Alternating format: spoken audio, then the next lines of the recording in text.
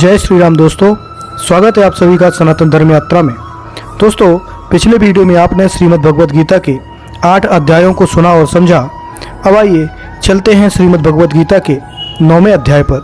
9वें अध्याय का प्रथम श्लोक है श्री भगवान उवाच इदं तु ते गुहितं प्रवक्षा मन्यसूयवे ज्ञानम विज्ञान शयतम यज्ञात्वा मोक्षसे शुभात्। अर्थात श्री भगवान ने कहा, हे अर्जुन, मैं दोष मुक्त तुम्हें विज्ञान युक्त केवल शुद्ध भक्ति लक्षण से युक्त ये ज्ञान कहूँगा जिसे जानकर तुम इस दुखमय संसार से मुक्त हो जाओगे।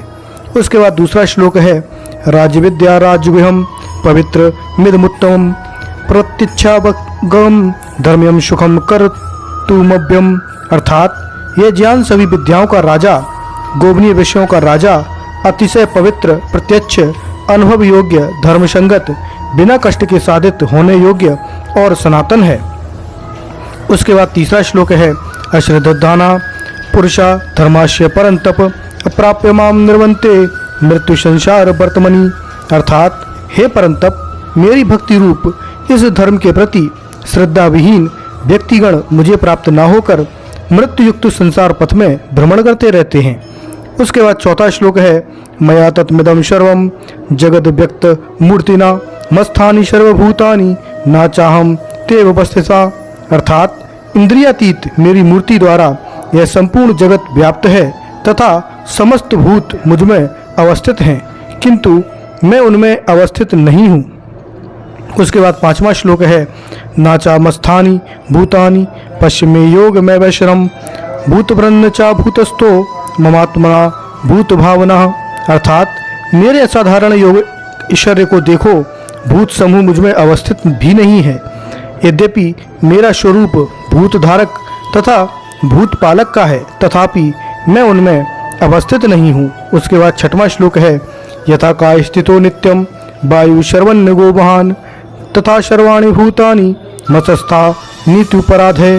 अर्थात जिस प्रकार सर्वव्यापी तथा अपरिसीम होने पर भी वायु सदा ही आकाश में स्थित है, उसी प्रकार समस्त भूत मुझमें अवस्थित हैं, ऐसा जानो। उसके बाद सातवां श्लोक है सर्वभूतानि कौन्तेय प्रकृतिम यान्ति मामिकाम कल्पच्छे पुनस्तानि कल्पादो विसृज्यम्य।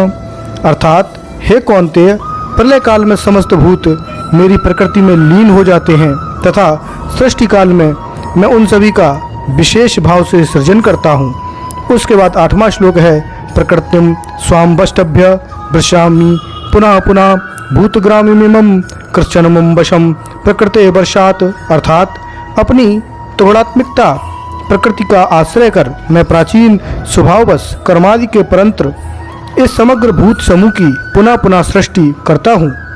उसके बाद 9वां श्लोक है नाचा मामतानि कर्माणि निबदन्ति धनंजय उदासीन पदासीन मक्तम तेषु कर्मसु। अर्थात हे धनंजय, उन सृष्टि आदि कर्मों में अनासक्त और उदासीन की भांति अवस्थित मुझे बेकर्म नहीं बांधते हैं। उसके बाद 10वां श्लोक है मध्याक्षण प्रकृति शूयते सचराचरम हेतुनानेन कौन्तेय जगत परिवर्तते।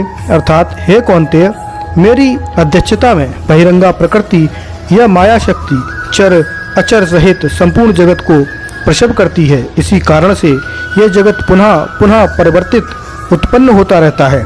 उसके बाद 11वां श्लोक है अब जानन्ति मामूणा मानुष्यम तनुमाश्रितम परम भावम जानन्तो मम भूत महेश्वरम। अर्थात मूर्ख व्यक्ति मनुष्याकृति श्री विग्रह आश्रित मेरे परम भाव को न जानकर मायिक मनुष्य बुद्धि से भूत समुदाय के महान ईश्वर मेरे प्रति अवज्ञा करते हैं। उसके बाद 12वां श्लोक है मोघाशा मोघ कर्मणो मोघ ज्ञान विचेतशः राक्षसी माशुरी उंचैव प्रकृति मोहिनी मिश्रिता। अर्थात वे निष्फल आशा, निष्फल कर्म और निष्फल ज्ञान वाले विक्षिप्त चित्त होकर मोहिनी, तामसी और राजसी प्रकृति के ही आश्रित होते हैं। तो दोस्तों, यहाँ पर श्रीमद् भगवद गीता के 9वें अध्याय के 12 श्लोक समाप्त हो जाते हैं। तो अभी तक आप क्या समझे, कृपया कमेंट बॉक्स में अवश्य बताइए। बने रहिए सनातन धर्म यात्रा के साथ और लेते रहिए रोचक एवं धार्मिक जानकारियाँ प्रमाणों के साथ। धन्यवाद। जय श्री राम।